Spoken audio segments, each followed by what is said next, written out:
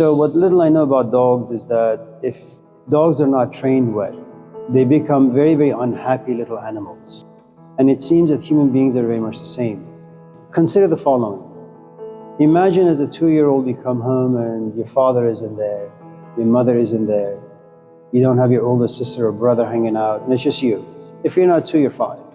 And with your tiny little brain, with experiences you don't really understand, much less processed, you have to figure out what you want to do with the rest of the day. Well, kids are not reflective, they're instinctual for the most part. They go where their desires take them, which is the freezer and buckets of ice cream. And so while they're having ice cream, they have a lot of fun. The stomachache, diarrhea, indigestion, all of it comes later. And the point I'm trying to make is when kids don't have elders around them, people who can guide them, direct them, then everything about their life falls apart. And it's something that you can easily see, especially in the American culture, where a lot of people talk about the absence of their parents and how that messed them up.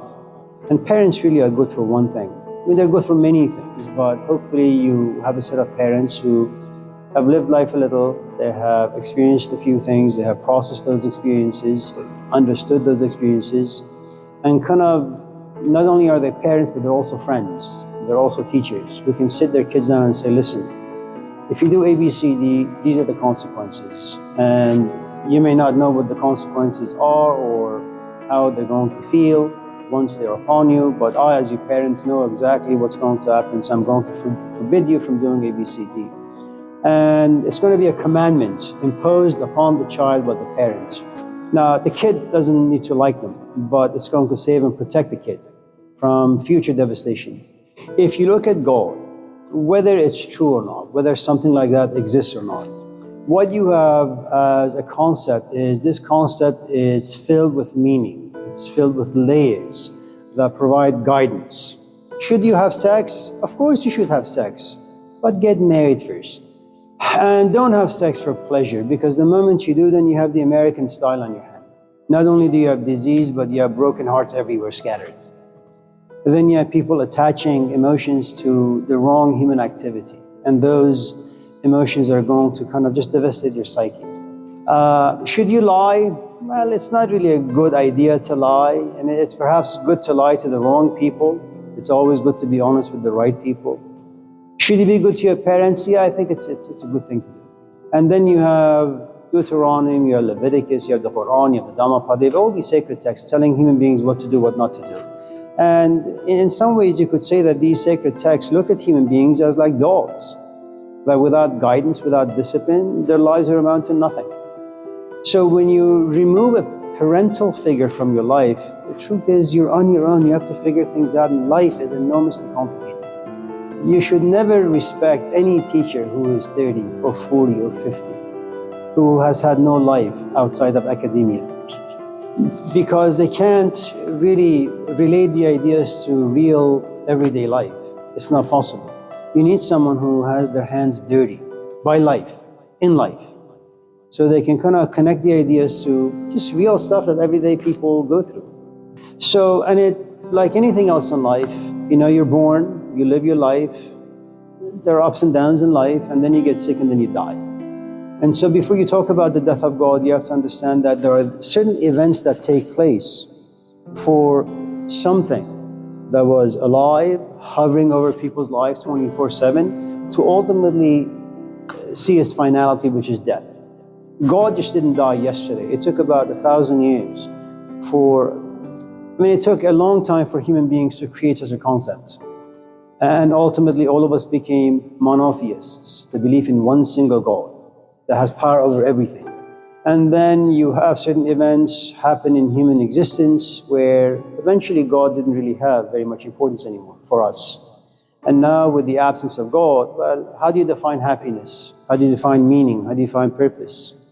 How do you define what behaviors are right and what behaviors are wrong? I mean, these are things that initially for lots of us, our parents or God would decide. Now, it's up to you. You want to have sex? Fine. You want to smoke? Well, fine. You don't want to go to school? That's okay too. Is it your life? I guess so. And I think Confucius was right in many ways. beings. Human life is short, life is complicated. Allow your elders to tell you what to do, what not to do, where to go, where not to go. I mean, that's what parents do all the time.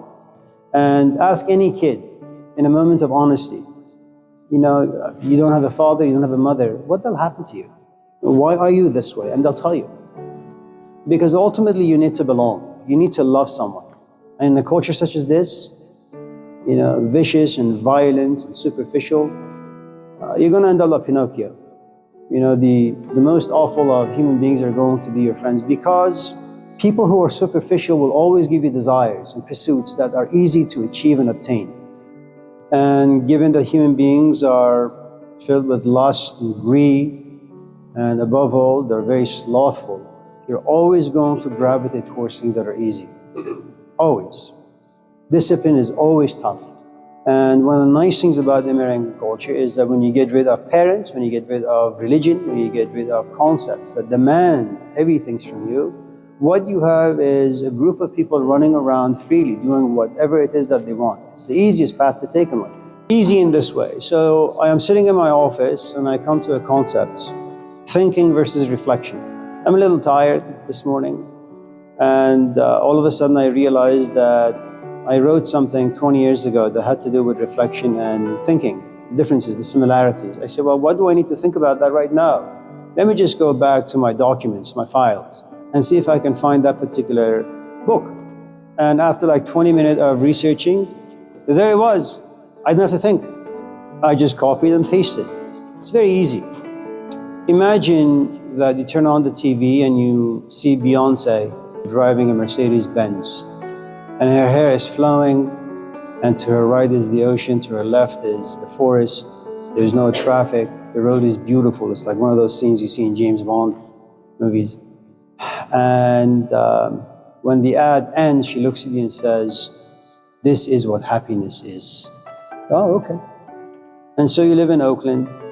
This particular culture blitz you with that particular set of images. You go out there, you slave away for about 10, 15, 20 years, and you buy yourself a nice little car, Mercedes. Top down, the sky is nice, sun is out. And you say, okay, I'm going to head to Blaney College now. It's going to be a beautiful day. And as you are driving to Oakland from Hayward, you look to your left, there's concrete, lots of tents. You look to your right, there's concrete with lots of tents. And you look in front of you, it's just traffic, bumper to bumper.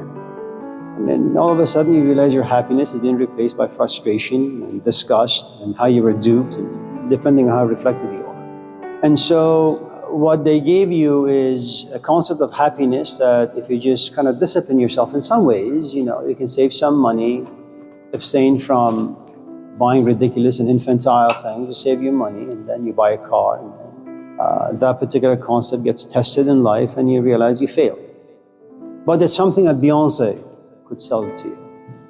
Versus the story, say, in one of the Gospels about the rich young man who goes to him and says, well, I have money, I have this, I have that, but you're saying things that make me feel slightly weird. I want those things. I don't know what they are, but I want them.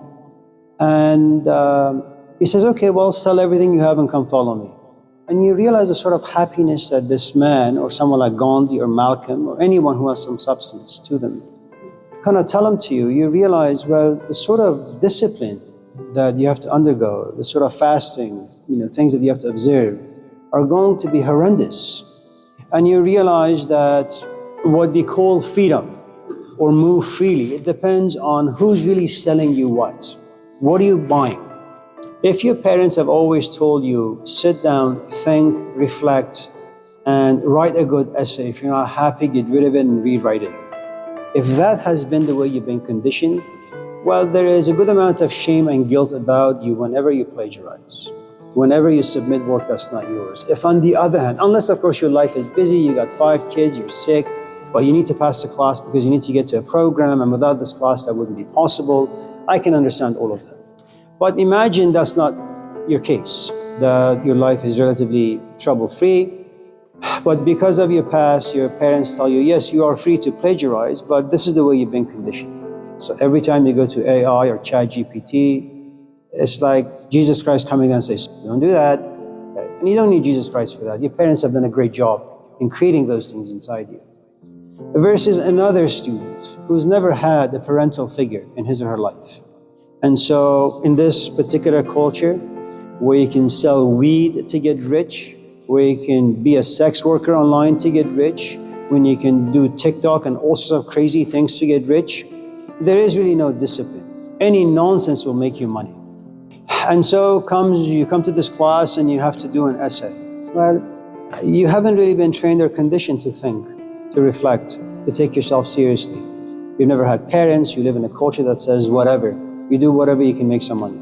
And you realize, well, both people are free to do whatever, but one has been conditioned a different way, wired a different way than another. And so when you look at the American psyche in this particular cultural milieu, you say, well, okay, well, what sort of human beings are being created and how they're defining freedom and happiness?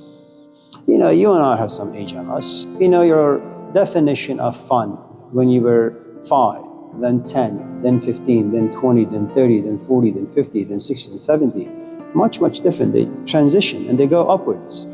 You know, you demand more from yourself, you demand more from other people, even though you kind of understand them and say, oh, okay, well, you're only 5, so yeah, you can be stupid. Yeah, you're 18, I know your background, well, okay, fine, be stupid, but you'll learn. And ultimately, the more experience you have and the more you process and digest and understand those experiences, the more you demand of other people.